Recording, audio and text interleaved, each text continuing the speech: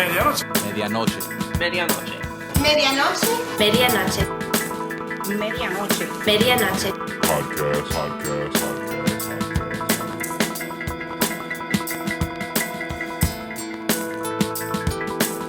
Medianoche. Podcast. Medianoche. Medianoche. Medianoche. Medianoche. Medianoche. Medianoche. Medianoche. Medianoche. Podcast. Yeah. What's up, y'all? Thank you for pressing play on this little podcast. This is the Medianoche podcast. I'm not even gonna give it a number because I'm not really too sure when I'm gonna release this recording. It's because if you've been listening to the podcast, then you're familiar with the fact that every episode I'll have a guest, and it's a conversation-based podcast, right? It's a conversation-based podcast because when I started this podcast, the reason why I started it was, all right. all right. So look, check me out, man. So what had happened was when I was, I want to say like 2016, I was living that chunk of my life where I was already more accustomed to living out in California, in North California, right? And man, I probably should have prepared this this podcast with some footnotes so I can tell the story chronologically and it's all organized, right? But I have this bad habit of whenever I want to explain something that's going on, I tend to go way, way, way back so that I can set up the story. But then, what ends up happening is I'll set up the story with a backstory, and then that backstory, in order for it to truly make the most sense, I have to give you an even earlier story. And I have a bad habit of doing that, I feel like the reason why I have a bad habit of doing that is because, where I'm at right now in my career, and even more so as you turn the clock backwards, it's that I always wanted people to be in the loop of my story so that the things that I say make more sense because the audience is in the loop of this world that I, created for y'all, which is my world, my real life, When you listen to like old Eminem records or Jay-Z records or, Atmosphere records, all the best MCs, they're just kind of giving you little memoirs of their lives, and it works because they already built up, they established this like foundation. Eminem with his daughter Haley, Jay-Z when he used to hustle back in the Marcy projects, things like that, so that at a later point when they say some lyric, there's so much context behind that lyric that it truly holds more weight. Whereas someone that's not in the loop of what's going on with them, they'll hear it and be like, well, what's so special about that? Like Jay-Z, way later on in his career, he has this one lyric where he says, yeah, Hova, still getting it in with soda. And if you're not in the loop of why Jay-Z would say that, it'll clearly go over your head. And you might not even be impressed with it. But like, if you feel me? So back to, the reason why I started this podcast is because if you know me, you know that for some time I spent some years out in I spent like a couple years out in North California because essentially I became tired of living in Miami and not progressing in my career despite everything that I had done and would actively continue to do while I lived out here. You feel me? It's like I would perform often. I would drop quality music and videos, and I'll help out people in South Florida. I'll help out fellow creatives with things that they needed done, or I'll charge them like an affordable price for something that they would probably have to pay a lot more for from someone else that doesn't really care about what their limited budget would be. Things like that, like I was just trying to like extend olive branches to people in the city that I rocked with as a way for me to kind of like make a little money, so I wouldn't have to have like a regular job or whatever. And I got fed up with just living in Miami for a lot of reasons. I'm not going to delve into that. But then I went out west, and that whole thing happened that maybe one day I'll get into extreme detail of. But I had invested in a high quality camera. I had educated myself in videography and all the ins and outs that make quality video media. So as y'all know, EFN, DJ EFN had the Drink Champs podcast, right? And I found that although I actively push myself as a hip-hop recording artist from Miami, I would also like solicit that I had a camera and I knew how to use it as a way to get my foot in the door, right? So one day when I was in Miami as almost like an undetermined amount of time that I would let myself be here, I was like, man, while I'm out here, before I head back out west, let me holler at EFN, let me see what's popping with, maybe I can be one of the camera guys for Drink Champs, And I did. I hollered at EFN. EFN, for those that don't know, DJ EFN is like, as much credit that he gets, I don't feel like he gets enough credit. This man is he's like the silent hero behind so much that has been set up in South Florida regarding the presence of hip hop. Like, man, DJ EFN is, he's the truth, man. So to my surprise, when I had reached out to him as like, yo, listen, I have my camera equipment, was popping, he was actually receptive of it and was like, yeah, go ahead, holler at the guy that was doing their videos at the time. And I did, and one thing led to another, and I ended up being able to film Drink Champs episodes, for N.O.R.E and EFN and for everyone there. And now, mind you, again, the whole time I'm trying to push my music, bro. There's this stigma of being an upcoming MC, but not being known for that first. You feel me? If you see a guy walking around with a camera in his hand, you're not going to think that he's a rapper first. You're going to think he's a videographer or a photographer. And in a weird way, I always felt like, and even now I still kind of do, I always felt like if you have to resort to other forms of media to segue into the music, that means that you're not doing something right when it comes to how you push your music. So I had to kind of like sacrifice the fact that my main passion and my main craft is music, because it was more appealing at the time to, push the fact that I was a savvy videographer, right? I even got some other homies, man, some other videographers, some directors that are like, bro, these guys are revered directors, bro. And they know that I make music, but we don't really rock, they're not jumping at the opportunity to film a music video for me.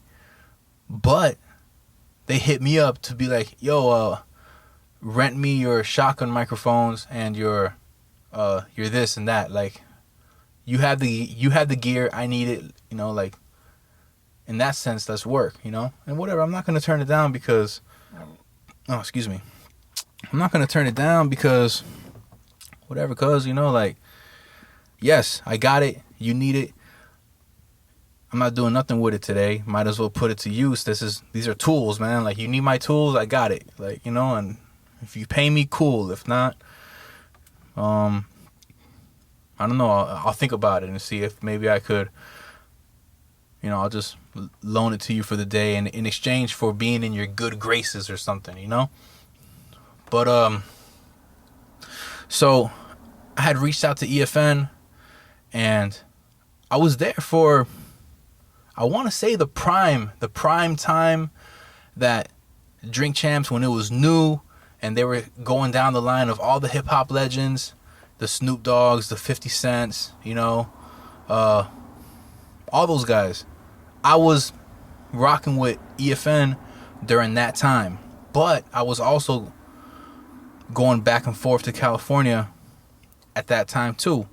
So I was kind of like the sixth man, if you will, you know. So but while I was working with them, I peeped the game, you know.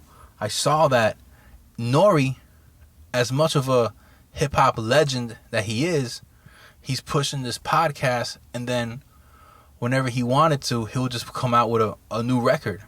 He'll come out with a new song, a new music video, which I helped. I helped film, I want to say like 3 or 4 music videos for N.O.R.E. While I was working with these guys. So yeah, you know. Oh shit. Give me a second, man, because I'm here at the hotel, and when it comes to like around 5 o'clock in the morning, the bread guy drops off the bagels. Give me a second. Hold up.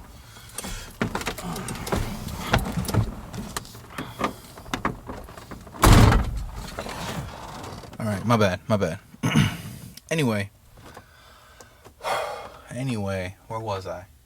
So I was noticing that, you know, N.O.R.E would still come out with music, even though, you know, these guys are actively doing this podcast, right? And I saw how everything will be set up and broken down every episode, and I was like, you know what, man?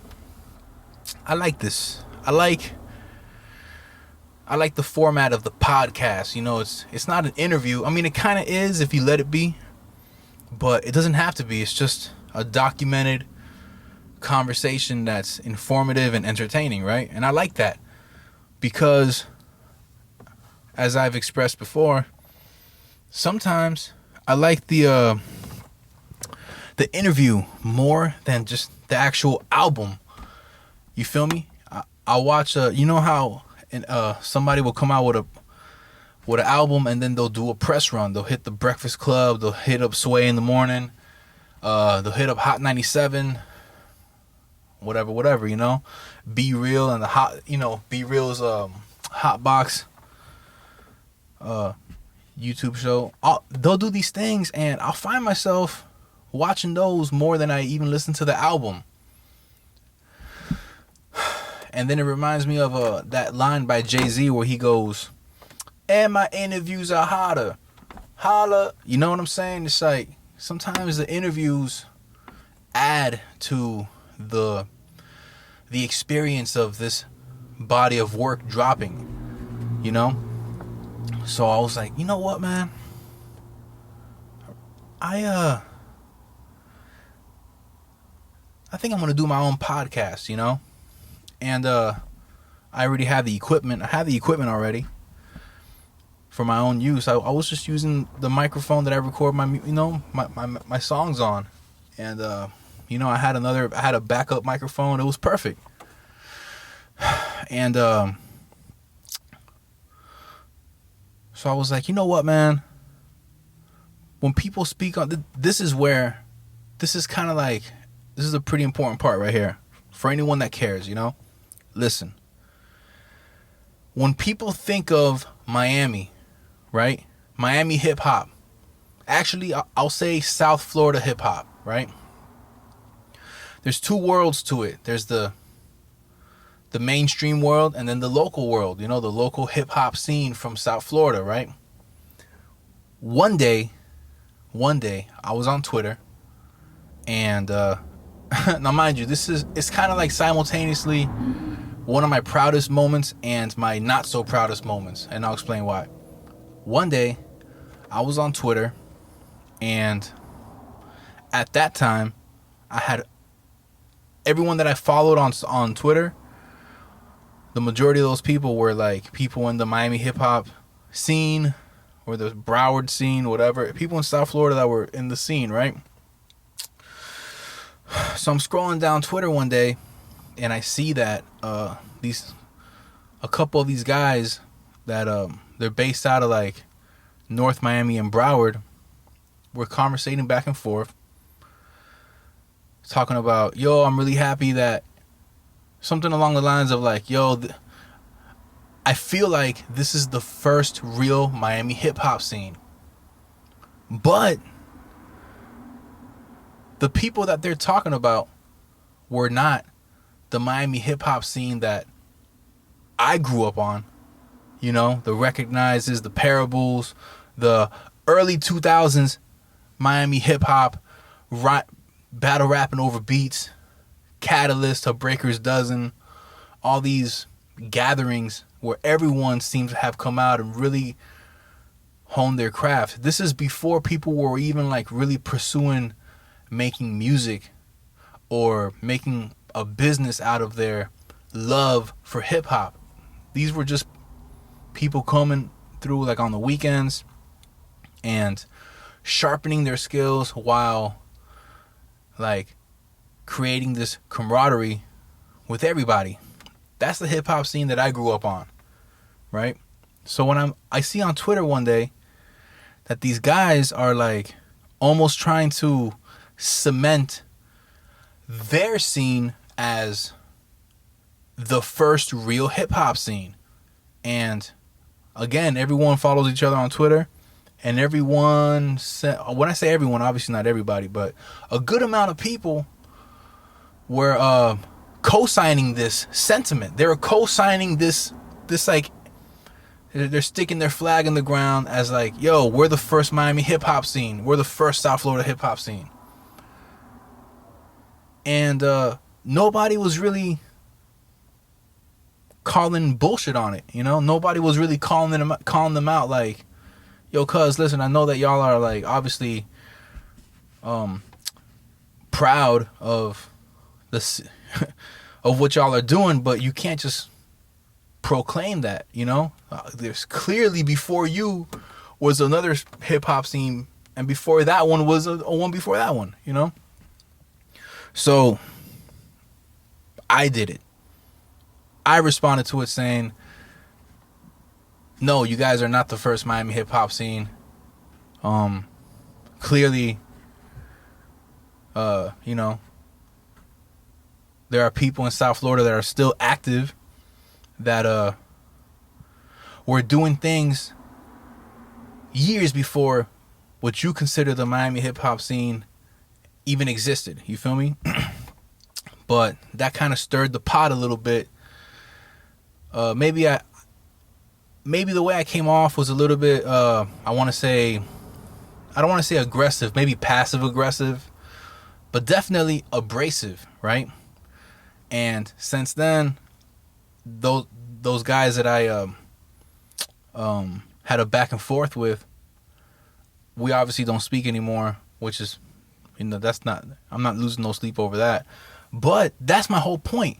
The Miami hip hop scene that I grew up on seemed to have been forgotten about or omitted from discussions of Miami hip hop.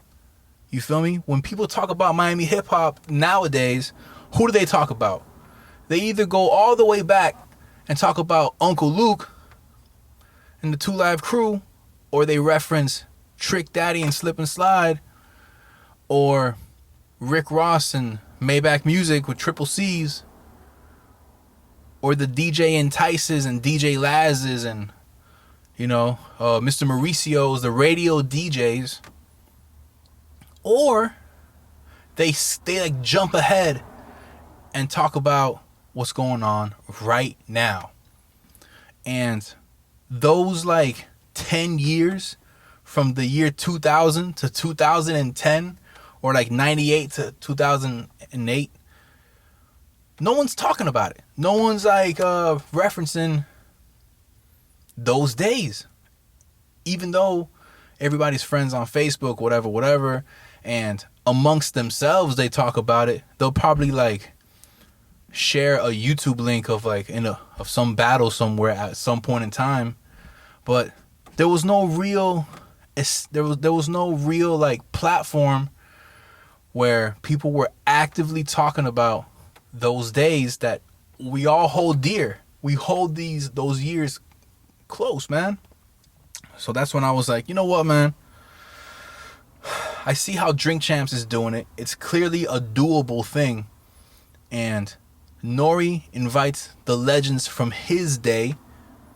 Let me create a podcast and invite the local legends of my day. And that's how it happened. And by the grace of God, everybody... Yo, hold on, man. I have somebody coming right now. Give me 1 second. All right.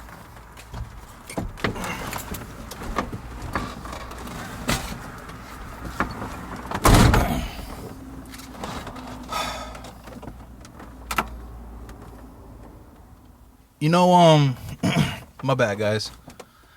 Is that, I work at this hotel overnight, and, which, by the way, I was going to get into that in a quick minute, but I work at the hotel overnight, and I'm parked right in front of the front door of the front desk, and, when duty calls, I gotta do my duty. But anyway, so that's the reason why I started this podcast, right?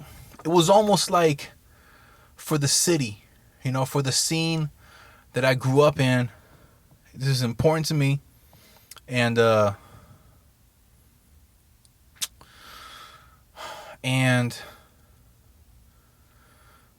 like, it's important to everybody else too. Sorry, I had a little brain fart there.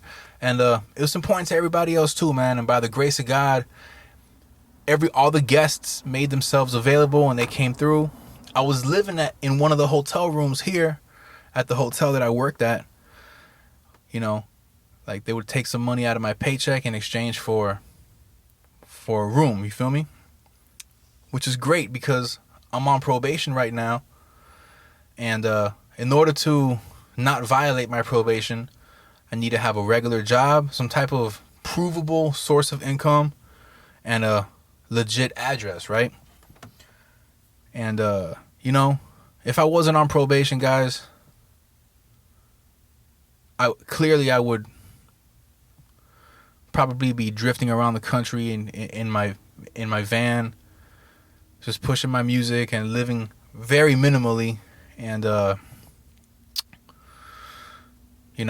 whatever. But that's a whole other story. It's an interesting story, but that's a whole other story. So anyway, so listen, man. So that's really the reason why I started this podcast, bro, so that the scene that we all grew up on didn't fall through the cracks. You dig? And surprisingly, since I started this podcast, it seemed to have blew the dust off of those old memories that we all share. And I like that, man. I'm appreciative that everyone else is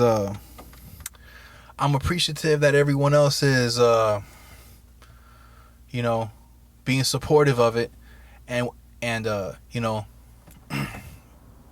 lot of older stuff seems to be resurfacing. Old people went on YouTube and did their Googles, and they rediscovered a lot of old video clips, old VHS tapes. Somebody needs to holler at Parable, man, because Parable had at one point all the VHSs, and right now he's hosting I don't know what he's up to, but if he still by any chance has those VHS tapes, yo, cuz upload them to YouTube, bro, so that we can kind of like have them as well. Make a playlist, bro, and we'll subscribe to your YouTube channel. It's so weird that that's kind of like a thing now. To be a rapper, you know, you got to tell people to subscribe to your YouTube channel so that they can be in the loop of when you're coming out with new stuff. It was, I don't know, man. It's just, it's a weird, what a weird time to be alive, bro. Like, you know, you want to push your music, but you're more of a, you fall under the classification of like a content creator. But if you think about it, Kanye West is a content creator too, but you don't call him a content creator. You call him an artist. You know, I'm an artist. But hold on, he makes music. He makes videos. You know, that's content.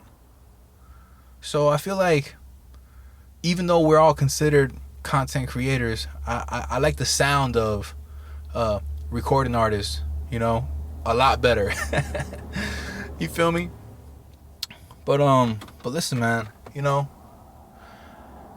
it's been a little while since I did a Media Noche podcast.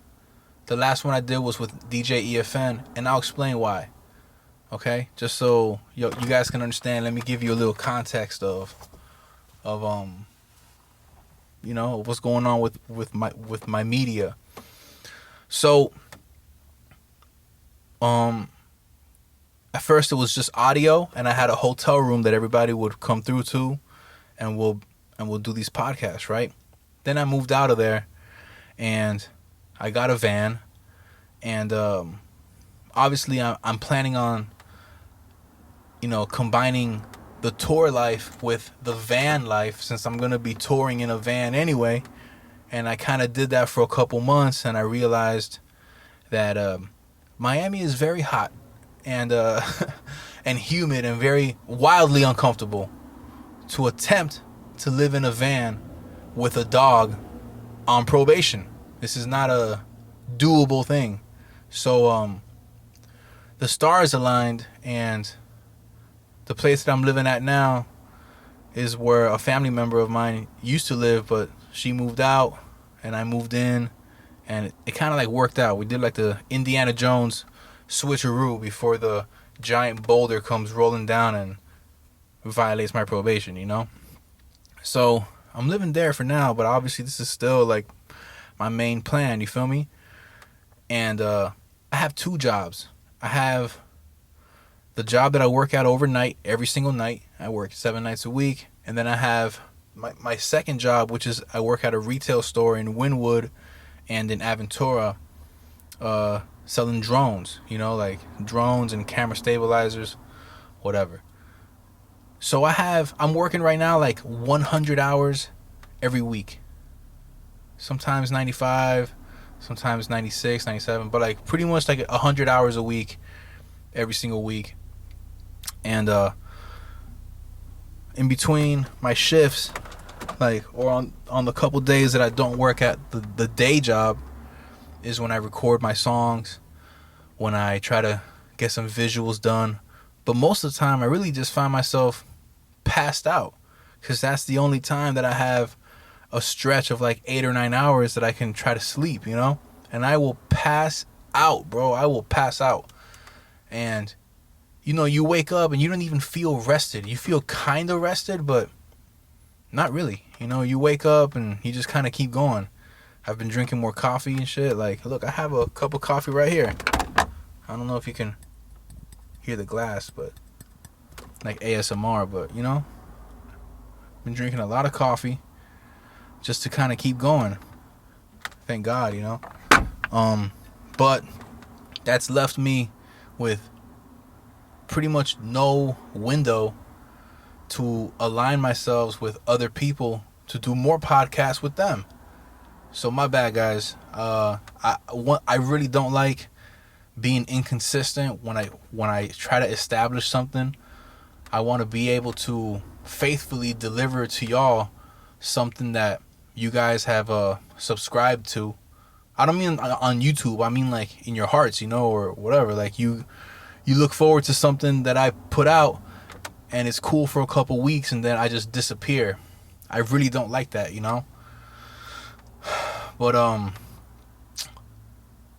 this is the first episode that I feel like I owe a little explanation to people, to anyone that really cares, as to why like I haven't really been consistently releasing content.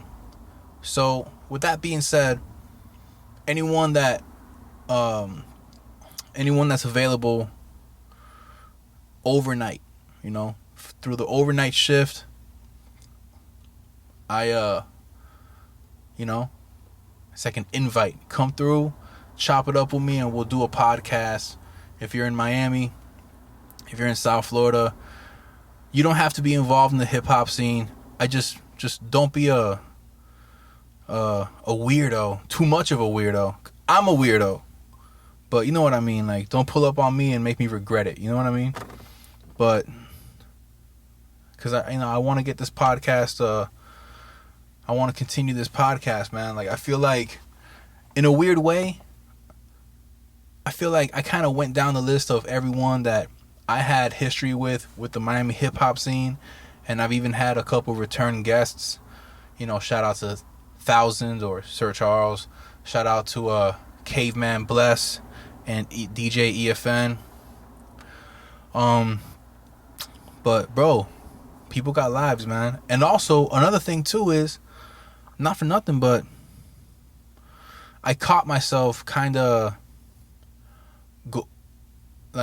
going in circles with revisiting the same exact topics more than once for a couple things, you know? And that's the thing, guys. You know, like, if you have something, like, you don't want to come off like a one-trick pony where the only thing that you have any valid input on is the same one or two things, you know? Like, I remember I used to a little earlier in my discography, some songs, some verses, maybe some that I never even released right now, that I never released. Excuse my stuttering. Were songs about rap. Songs about rapping, you know, songs about the craft of rap. And a friend of mine pulled me to the side one day and was like, you know, Art, try practicing, writing songs, but not about that. Just write about anything else, you know? Write about anything else, and let's try to keep it at that.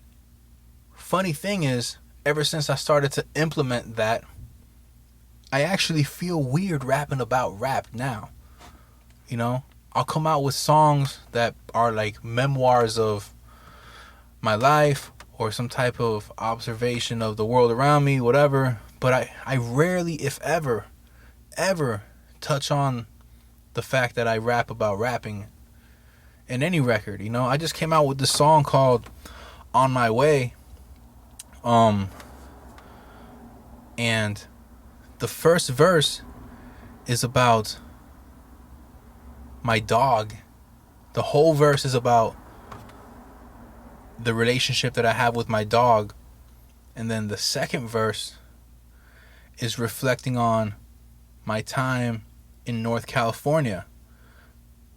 But I end that verse going back around to my dog. You feel me? And I feel like there's so much more value in writing songs about your life more than like rap songs about rap. There's only a couple guys that I feel like are really, really good at that. You know, you got the Eminems, and Evidence is another guy that I appreciate when he kind of like gets in his bag of songs about just rapping and shit, about how good of a rapper you are, you know.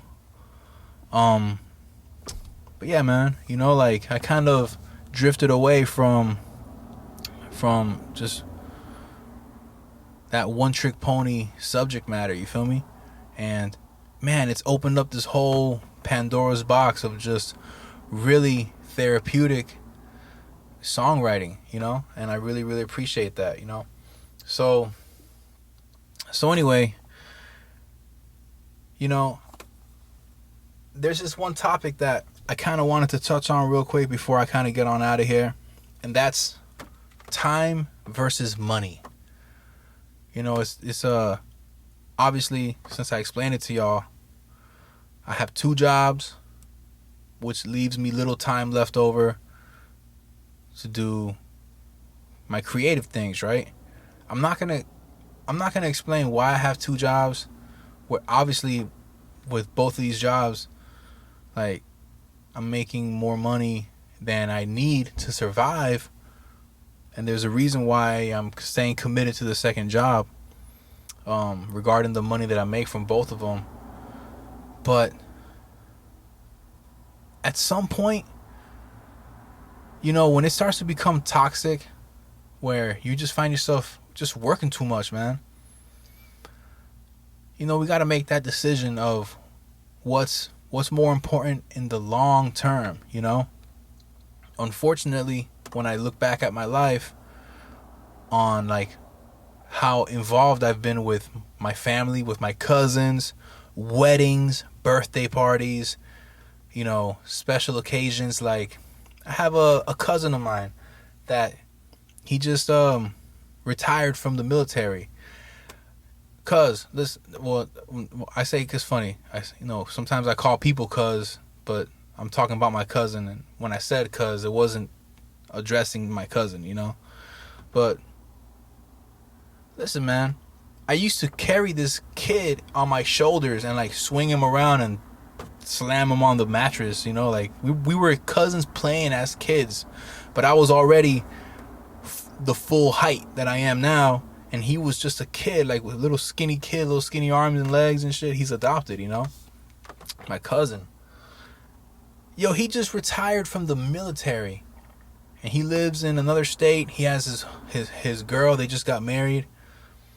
Because of Facebook, that is the only way that I'm actively in contact or in the loop of what most of my family is doing. And I woke up one day and I realized that I never got, it must have been like 10 years. I haven't gotten no invites to no weddings, no phone calls on my birthday. I don't call nobody on my birthday. It's just kind of one of those things where I'm like a recluse, a hermit from really meaningful things. Cousin's wedding. And even though he was like, wanted to celebrate her birthday in like the Caribbean, I think it was, or in Mexico, one of those, in another country, but the Caribbean's right there, and Mexico isn't that far away. It's not like you're going to Europe or some shit. But he wrestled with that idea too, of like canceling and just going to work because it's less of a hassle, or taking time off and buying a plane ticket and being present for this family gathering, right? And man, I reflect on my life, bro, and it's like, it's almost as if my family kind of dispersed a little bit, and everyone kind of lived their lives a little separate, but we stay connected via Facebook. And I don't really see too much of an engagement from them with me regarding their own lives, And sometimes I start to reflect on, maybe it's because, what are we gonna talk about? What am I gonna tell them? Like how my music is going.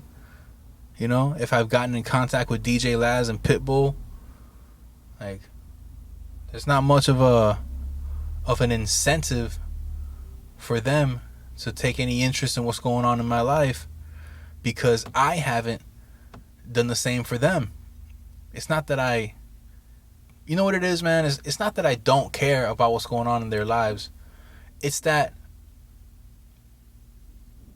I just wanted to be able to do more for them off of the strength of some success that I would find in my music, you know? Like, let me not talk to y'all for 6 months so that I can blow up, and then I'll come back with lots of money, and then I can talk to y'all for much longer than I ever could back then. You know, that was kind of this weird logic that I had in my head where I would put off the current moment in hopes to create a moment later on. But that's a gamble, because if you're unsuccessful in your like ventures back then you lost out on family time back then, and now you feel like you're playing catch up later on. You feel like you're like, damn, I wasn't able to do it back then. Now I got to try even harder now. And you're missing out on more moments. You know? So I feel like I've always been a workaholic. At first it was my music, and I was always unhappy working a regular job because one day I was working at a restaurant and somebody walked in and recognized me, not as a full-time artist, but they saw me at my day job. And the reason why I felt weird about that is because way before then, when I want to say like 2006, I got a job at this warehouse in Miami Lakes that used to manufacture CDs. You know, it was like the actual CD printing and scanning and saran wrapping, or like shrink wrapping, of albums back then. You dig? I used to do that at this warehouse. So the first day that I was working there, the manager like walks me through and shows me around. And right when I walked in to that warehouse, I saw across the fucking floor this rapper, PM, right? PM, who at the time was like Miami's Jay-Z. He had a similar swag. His music was crazy dope. His mixtapes were very popular in the city. DJs, he was like a local celebrity, this rapper, PM. Very cool guy. Prior to that day that I walked into that warehouse, this is back in 2006. Prior to that day, I had only heard stories about this guy. And I met him once because the group that I was in was like managed by this guy named Drop and this other guy named Orlando Leyba, who right now he's actually an up and coming comedian, so shout out to Orlando now. But back then they were just like managing artists, and they were cool with PM, and PM knew who I was because of the group that I was in. So I walk into this warehouse and I see that PM is an employee there, and the first thing that he did was he like called Orlando, and Orlando called me and told me, yo, listen,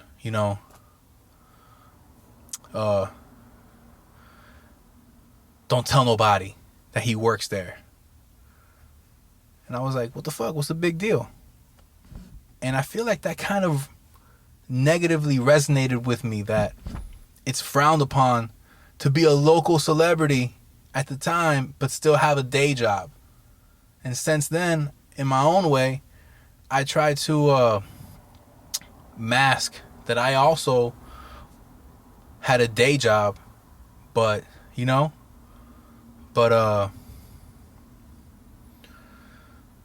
instead of just being transparent about it like how I am now. You dig? So I feel like since then I was always trying to balance out time versus money, because if I had money, then I can spend it in my career, and then I assume that I would have more time to spend with my family, whereas other people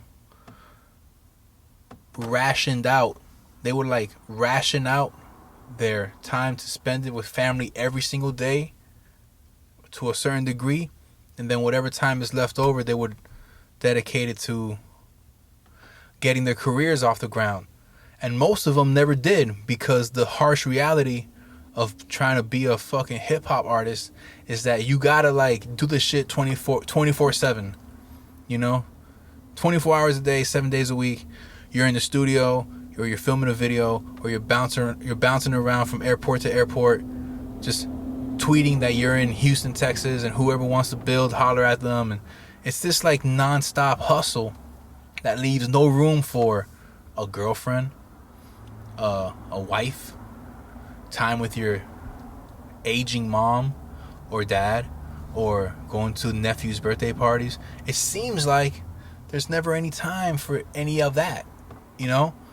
You almost like remove yourself from a regular life in hopes to establish an extraordinary life. But what I've learned is that the regular life is extraordinary. That is what life is about. It's the time it's the moments that you create with people that you care about, you know? So I got to kind of take that L to the grave because I sacrificed my entire 20s in all the wrong directions. I could have been smarter with the money that I ever spent. I could have been smarter with who I paid for services. I could have picked a better publicist. I could have picked a better CD printer instead of hollering at somebody from the city that will give me a homie discount, but the quality of the product, the quality of the CDs weren't even that good, you know? I could have been smarter with how I spent my money, because when I make an investment that ends up kind of being more of a lesson than a progression, now you got to work more to recoup that money, and that's time that you can't get back, you know? Like time versus money. So I find myself almost like playing catch up with money by working these two jobs. It's 100 hours a week, you know? Like I remember when I was younger, 40 hours a week to me felt like a lot. But now I'm working more than double that, and even though I'm clearly feeling what it's like to work 100 hours a week, I still feel like if I had more energy, I would work even more. You know, because I'm smarter with what I do with my money now, and also I'm not going to pass up the opportunity to, you know, to get a little bit more ahead. And I try to speak to my family as much as I could. You know, people got their own lives, so I try not to be overbearing. Yeah, man. You know, time versus money, bro. Like, if you could, what I would probably recommend, you know, from my own experience, is that what's more important than what you spend your money on, what's more important than balancing out what you want to spend your time on, or how much money you want to make. I feel like what's more important than that is knowing all the right places to invest money so that you could not have to spend more time making up for these mistakes that you made along the way. You know, do some research, man. If this publicist doesn't really have that much of a solid reputation, you might not want to invest in them. You know, if you've heard some funny stories about this person, you might not want to take too much of a chance with this person, because you might end up kind of shooting yourself in the foot by taking a chance with somebody when you could just take an extra 5 minutes and look around a little bit more. These are things that I learned along the way, and thankfully I haven't given up. You know, it's more like a life experience. And one thing that I appreciate about hip hop, that, you know, I have voiced this before, is that right now we live in a time where you could be a new artist and not be 17 years old or 22, 23 years old. You could be 30 years old, 31 years old, 32 years old, and find your moment. You know, it's kind of one of the, I referenced that in the song On My Way, you know, where I go, we measure time, how the earth rotates, and from east to west goes the day. Maybe that's the reason I left, to chase my moment in the sun before it leaves me again. You know, I felt like I had lost my moment, and when I realized that I went at any lengths that I felt like I needed to attempt to recapture that moment. You know, so that's why I went to California. I went to California because, you know, there seemed to have been more opportunity for me at that time than I was getting here in Miami. So the play on words that, you know, the sun sets on the west and you want to find your moment in the sun, which is like, you know, success. And I'm like, man, let me chase my success, see what happens for me out west, you know. So it's cool, man. It's cool how that kind of came together that way, that lyric. but yeah, man, you know, just take it from me, guys. Like, be smart with where you invest your money in, and even more so, be smart about how you make your money, bro. Because if you're doing some illegal shit, God forbid, that catches up to you, you know. But if you get arrested for doing some illegal shit, you may just be throwing your life away. Because that's what almost happened to me, man. You know, like, I almost threw my whole life away when I got arrested for what I was doing. And by the grace of God, bro, I was given a second chance at life. I was only sentenced to the amount of time that I did, which was 4 months in prison. And that's why I'm on probation now. And I feel like I hit the ground running, which, shout out to DJ EFN, because before I turned myself in, you know, I was working with Drink Champs at the time. I was working with Drink Champs before I got arrested. And then when I got out of jail from Missouri, and I was driven back down to South Florida because my dad went up there to go get me, I found myself back in Little Haiti. I had all my equipment, and I didn't tell nobody about what had happened, but I hit up EFN and said, what's up, man? Is there any Drink Champs episodes that I could help you guys out with? I'm back in town. I didn't tell him why I was not in town. All I said was that I'm back in town. And he was like, yeah, you know, I think it was EFN that I spoke to. It was like, yeah, you know, we're doing an episode with Akinelli and Lil Scrappy in South Beach, so just meet me over there. And that's what I did. I went over there. It was Christmas time, and I filmed the Akinelli episode with Lil Scrappy and Trick Daddy's father in the strip club. That's why I say in the song Innies, I go, when I was bailed out of jail, I went to film Drink Champs with Akinelli. It was almost Christmas. I was praying to God that the judge would have the case dismissed. Lord is my witness. You know what I mean? Like, man, these songs are memoirs of my life, bro. But, you know, if you're doing some illegal shit and you catch a case, you might be throwing away a lot more time than you realize. And all that money that you make doing that shit, it's not going to be worth it, because you might just want to get yourself a regular ass job, bro, and just be smart about how you spend your money. It's not about how much money you make. It's about how smart you are about what you do with that money. That's the whole fucking point. That's the whole point of, I feel like, this podcast, you know, this episode that I'm talking with y'all. There's no guest. It's just me, and I'm kind of giving y'all an update on the status of this of the podcast, and a little bit of a context on why I'm in the position that I'm in now. But that being said, man, I'm just gonna go ahead and get on out of here. Y'all be good, man. All right, this is episode whatever number it is.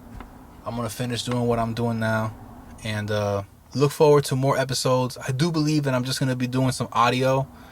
I'm not going to be doing video podcasts for now. I have all the equipment, but I just don't have the space for it. And if I'm going to do video, I'm going to do it right. But when it comes to audio, you can do it anywhere. You guys could imagine me in any setting, and hey, you know, fuck it, I'll be there in your imagination. But this is the Media Noche podcast. Shout out to everybody that's been bumping. Buena gente. People that still hit me up talking about Transit City and Good Grief. You know, those two projects that I had dropped in 2018. I just came out with this record called On My Way. It was kind of on the fly. And before that, I had dropped this song called Dorian when Hurricane Dorian was approaching South Florida. And thank God that it curved up north and didn't really hit us.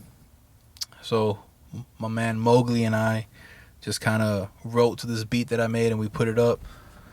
So shout out to everybody that's rocking with the music. Thank you for your time listening to this episode. Do me a solid and subscribe to my YouTube channel if you haven't yet. It's youtube.com/Art Morera. Okay? That is obviously where this podcast exists on. But subscribe to that channel, man, because I would like to be able to just kind of feed y'all with the new music and videos that I do through there, you know. With that being said, it's just Art Morera. I'm out of here, guys. Peace. Media Noche. Media Noche. Media Noche. Media Noche. Media Noche. Media Noche. Podcast.